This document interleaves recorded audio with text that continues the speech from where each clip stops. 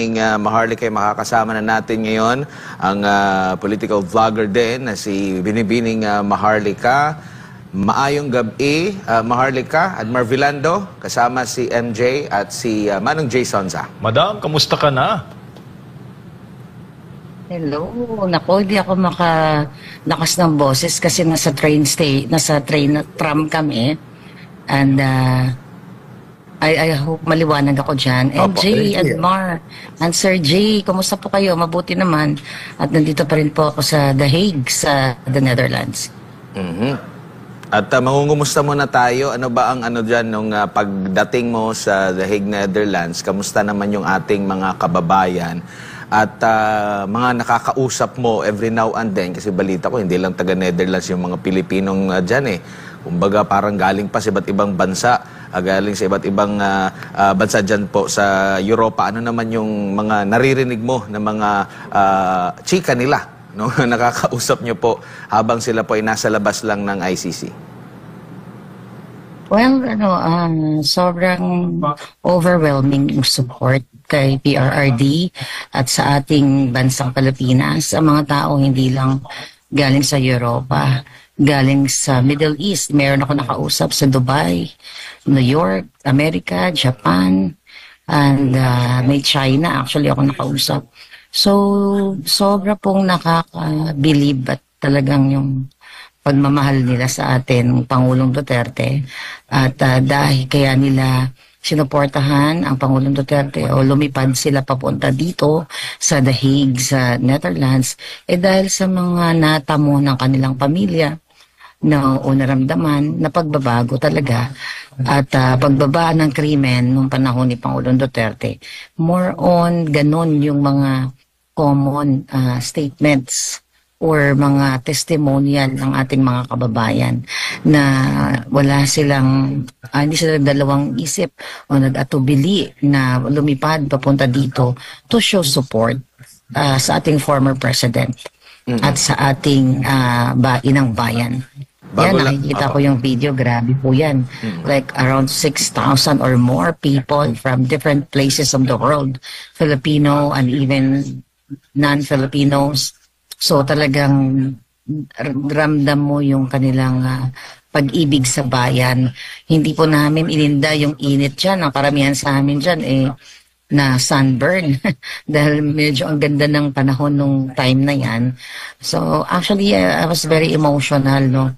Nung nakita ko yung mga tao na talagang sobra yung kanilang emotion at pagkadismaya sa bangag na Pangulo, dahil nga kung titignan mo yung former President Marcos Sr. ay binigyan ng dignidad o ng dissenting burial ni Pangulong Duterte, pero yung kanyang anak na si Marcos Jr. ay talagang napakasakit sa amin, sa atin na mga sumuporta kay Pangulong Duterte, bigla na lang ikinidnap o talagang nakipagsabuatan sa banyaga. Yun po, hanggang ngayon, yun ang pinag-uusapan namin dito. Every time na pumunta ako sa ICC, ganun kagalit at kasakit ang nararamdaman ng ating mga kababayan from all over the world na pumupunta dito. So, but again, sa kabila ng kalungkutan, nag-celebrate naman kami nung birthday na talagang parang may sabi nga ni Vice President Sara, kung mayroong man magandang naidulot itong pag-abduct nila kay Pangulong Duterte, yung nag-gain siya ng more good and bonding relationship sa kanyang kapatid at kay Pangulong Duterte. It's the same thing with us na mga Filipinos all over the world. Ako, I gained friends. Ang dami nag-i-invite sa akin, sa amin na, mag-picnic o kumain sa bahay nila. Actually, may isang kababayan tayo sa, I think that, sa Zealand, si Hazel, na talagang inimbita kami ni Smoke Sari Roque. So, talaga pong kahit malungkot yung nangyari, yung mga Pilipino dito, nagbuklod-buklod at nagpamalas ng tunay na pag-ibig sa bayan. At of course, sa former President Duterte, na na nakita nila, natikman ng kanilang mga pamilya ang kaalwanan ng buhay at ang security at yung mga pagpasok pa lang sa airport, yun din ang airport natin, yun din ang mga hinaing ng OFW na ngayon pagbalik nila balot na naman yung kanilang mga bagay. Di ba? Ng panahon ni Pangulong Duterte, talagang nagkaroon sila ng peace of mind.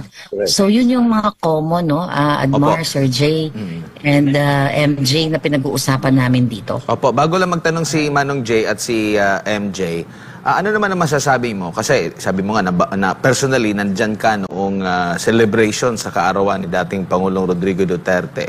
Tapos sasabihin lang ng isang police official na o konti lang naman yan sila, may ingay lang sa social media. Kung matatanda nyo, nag-special coverage din nga ang SMNA doon para makita Luzon, Visayas at Mindanao yung ginawang pag-support nila kay former President Rodrigo Duterte. Even before pa, after noong mailipad ang dating Pangulo, kaliwat kanan na ng mga pagtitipon, lumabas ang taong bayan. Tapos sasabihin lang na kukunti lang naman yan sila, mainay lang sila sa social media at marami pa rin mga Pilipino di umano ang sumusuporta sa naging hakbang ng gobyerno. Maharlika. I don't know kung sino yung police official na yun, but kung sino man siya po ay isang napakalaking sinungaling dahil hindi po magsisinungaling ang mga live videos. Hindi lang po sa The Hague, sa Canada, Amerika, Middle East, Asia, diba? Sa Japan, halos lahat ng mga Pilipino nagtipon-tipon and different parts of the world. Actually, ang dami kong invitation, no? May Belgium invitation ako, may Croatia, mayroong UK na hindi ko napuntahan kasi hindi naman din kadali ganun mag-travel. Yung pagtitipon, milyong Pilipino na pagsama-samahin mo yon iba't ibang bahagi ng bansa. Well, anong expect natin? Talaga namang ang promotor at pasimuno ng kasinungalingan ay ang Marcos Bangag administration. Manong Jay? Actually, gusto ko lang tanong kay Maharlika, ang impression niya, although nabanggit na yan, Kasi ako, 6 na taon akong kasama sa Hatid Saya. Yung pagdalo sa iba't ibang Filipino community all over the world. Ngayon ako nakakita, Claire, na ganong karaming Pilipino na hindi lang galing sa isang lugar, from all over Europe, from all over the world, Yes. na talagang gumastos ng sarili. Yes.